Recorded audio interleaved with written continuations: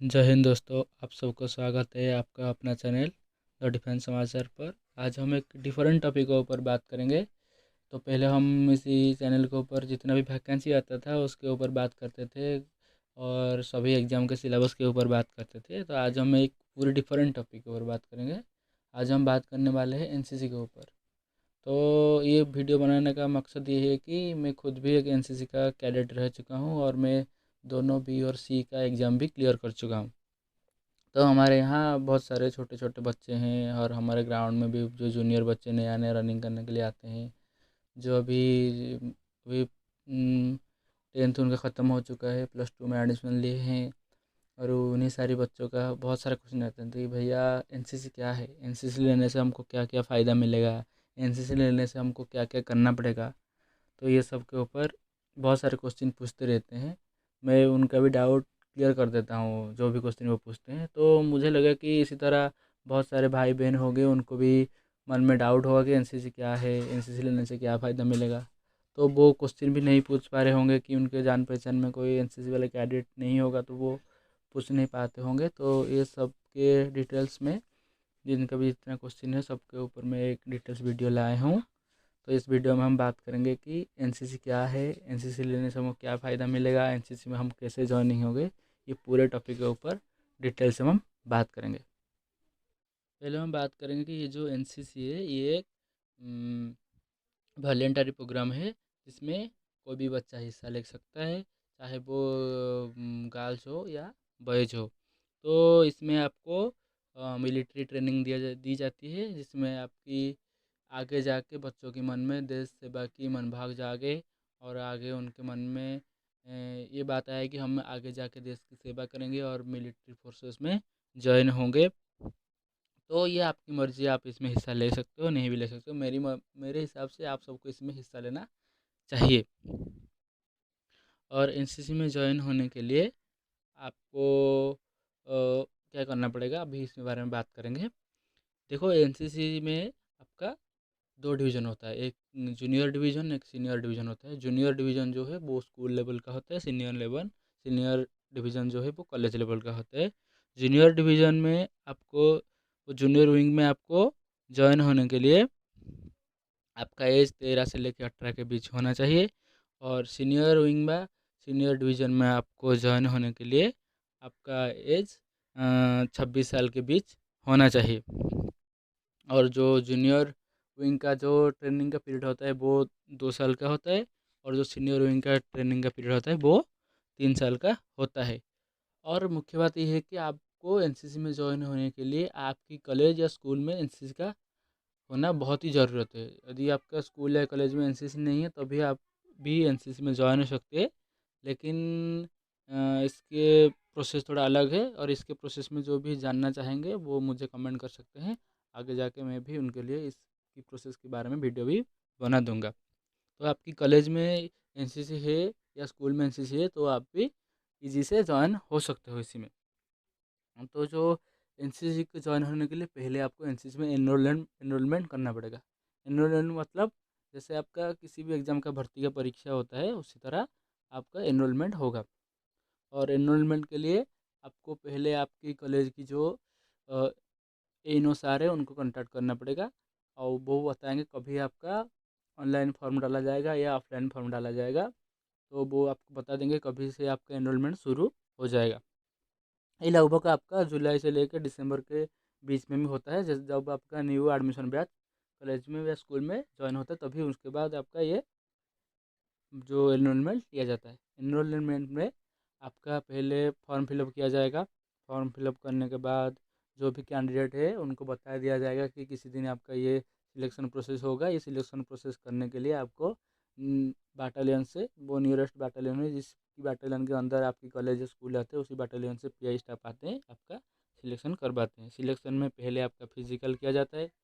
Physical में आपका running किया जाता है। किसी किसी जगह फिजिकल में पुशअप और सिटअप भी किया जाता है, लेकिन लगभग बहुत जगह रनिंग ही किया जाता है। और उसके बाद आपका वो नॉर्मल मेडिकल टेस्ट होता है, जिसमें आपका हाथ पैर और आँख नाक वगैरह थोड़ा छोटा मोटा चेक किया जाता है। उसके बाद आपका रिटन टेस्ट लिया जाता है। रिटन टेस्ट में जो क्वेश्चन है वो खुद पीआई स्टाफ बनाते हैं, ये आपकी इधर बना के लाते हैं और आपके इधर बना के उधर आपका एग्ज़ाम करवाते हैं। और ये सब हो खत्म, प्रोसेस ख़त्म होने के बाद सीट के अनुसार आपका सिलेक्शन लिस्ट निकलता है। तो इसमें आपका एनरोलमेंट करने के लिए आपका इसमें कोई हाइट और वेट का कोई क्राइटेरिया नहीं है, लेकिन इधर लगभग आपका जिसका ज़्यादा हाइट है उसको पहले प्रायोरिटी दिया जाता है।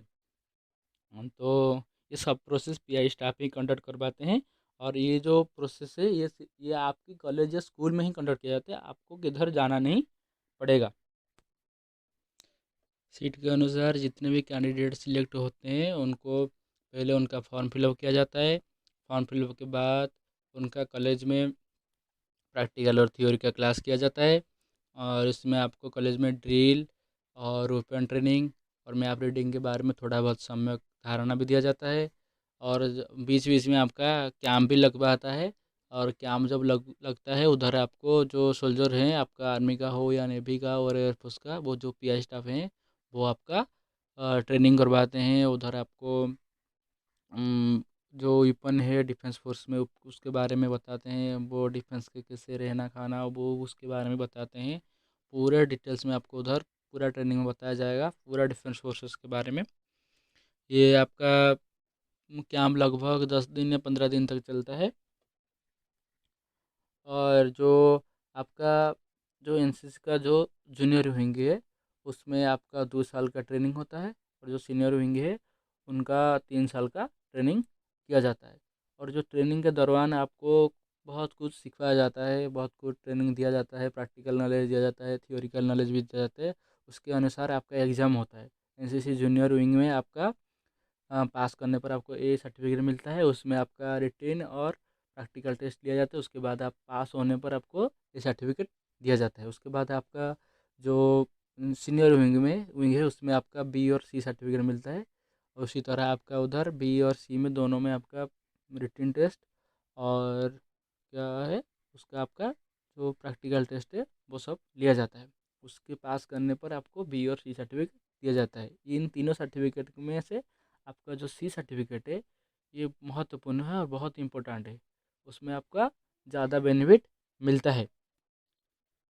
अब जानेंगे कि हम एनसीसी लेने से हमको क्या क्या बेनिफिट्स मिलता है, क्या क्या फ़ायदा मिलता है, उसके ऊपर हम अब बात करेंगे। एनसीसी लेने से आपको बहुत तरीके का फैसिलिटी मिलता है, बहुत तरीके के बोनस भी मिलता है। तो आपको लगभग ये डिफेंस सेक्टर की बात है, तो डिफेंस में आपका बहुत सारे का बेनिफिट्स इसमें मिलता है। इसमें आपका मिलिट्री फोर्सेस है या पैरामिलिट्री फोर्स है, सभी में आपका बोनस मार्क इसमें मिलता है। तो बात करेंगे पहले मिलिट्री का।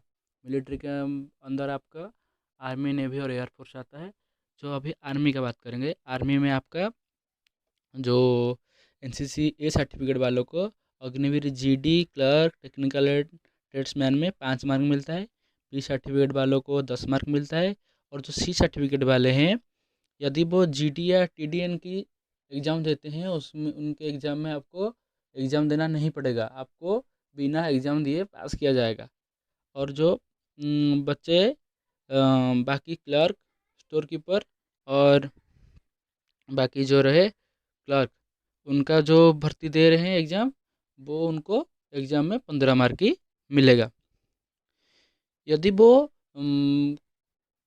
जो आरटीसी है, जो रिपब्लिक डे कैंप में उधर वो पैरेड किए होंगे तो उनको किसी भी प्रकार का एग्ज़ाम नहीं देना पड़ेगा। क्लर्क या स्टोर कीपर में वो बिना एग्ज़ाम दिए पास हो जाएंगे।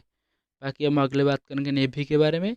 जो भी नेवी के एग्ज़ाम दे रहे हैं उनको ए सर्टिफिकेट में 2 मार्क, बी सर्टिफिकेट में 4 मार्क और सी सर्टिफिकेट में 6 मार्क मिलेगा। अभी आगे बात करेंगे एयरफोर्स की। एयरफोर्स में जो एग्ज़ाम दे रहे हैं उसमें आपका ए सर्टिफिकेट में 3 मार्क, बी सर्टिफिकेट में 4 मार्क, सी सर्टिफिकेट में 5 मार्क दिया जाता है।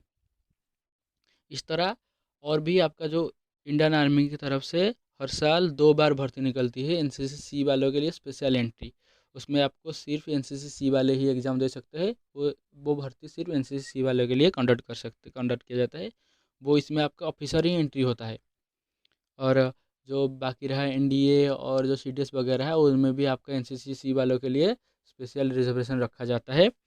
और उसके बाद बात करेंगे हम अभी जो पारा मिलिट्री फोर्स है हमारा, आर्म जो है BSF, CISF, CRPF, Assam rifle, उसके बारे में बात करेंगे। उसके जो एग्ज़ाम होता है उनमें आपका भी बोनस मार्क मिलता है। जैसे कि आपका SSGD एग्ज़ाम हो गया, SSGD की एग्ज़ाम में आपको A सर्टिफिकेट वाले को 2% मार्क, B सर्टिफिकेट वालों को 3% मार्क और C सर्टिफिकेट वालों को 5% मार्क की तरफ बोनस मार्क एग्ज़ाम में मिलती है। बाकी जो पैरामिलिट्री फोर्स का जो अलग अलग एग्ज़ाम होता है वो पर्सनल एग्ज़ाम लेते हैं, उधर भी आपको बेनिफिट मिलता है। और NCC के बहुत सारे फ़ायदे हैं। जैसे कि आप कोई साधारण बच्चा हो, वो NCC लेने के बाद उसका चाल ढाल बदल जाता है, वो जैसे फौजी की तरह रहने लगता है। उसके मन में जो कंपटीशन की जो भाव है वो बढ़ जाता है। उसका वो सोचने का तरीका भी चेंज हो जाता है, उसके अंदर डिसिप्लिन भर जाता है। NCC लेने से एक बच्चा, नॉर्मल बच्चे और एक NCC वाले बच्चों के में बहुत आपको तफ़ात देखने को मिलेगा। और जो NCC के बारे में आपको और किसी तरह की भी कोई जानकारी चाहिए और आपके मन में कोई डाउट है और मैं कुछ चीज़ भी छोड़ गया, यदि कोई चीज़ मैं छोड़ दिया हूँ उधर आपको नहीं बता पाया, वो भी आप मुझे कमेंट कर सकते हैं कि भैया आप इसी चीज़ के बारे में नहीं बताए, तो भी उसके ऊपर मैं टोटल वीडियो बना। मुझे नहीं लगता कि मैं किसी टॉपिक के ऊपर इधर कुछ छोड़ा हूँ। तो लगभग किसी को और किसी के NCC के ऊपर कोई डाउट है तो भी मुझे कमेंट कर सकते हैं। और किसी भाई और बहनों को किसी भी प्रकार की दिक्कत है डिफेंस जॉब के रिलेटेड और किसी जॉब की रिलेटेड कोई भी डिटेल्स जानना है तो वीडियो के नीचे भी कमेंट कर सकते हैं, मैं उसी के ऊपर वीडियो भी बना दूंगा। और जो भाई और बहनें हमारे चैनल में अभी नए हैं तो कृपया करके वीडियो को थोड़ा लाइक कीजिए और अपने दोस्तों के साथ शेयर कीजिए, और वीडियो को देखने के बाद हमारे चैनल को थोड़ा सब्सक्राइब भी कर दीजिए ताकि हमें भी थोड़ा मोटिवेशन मिल सके और आप लोगों के पास इन्फॉर्मेशन पहले पहुंच सके। तो कृपया करके चैनल को थोड़ा सब्सक्राइब कर दीजिए। जय हिंद, जय भारत।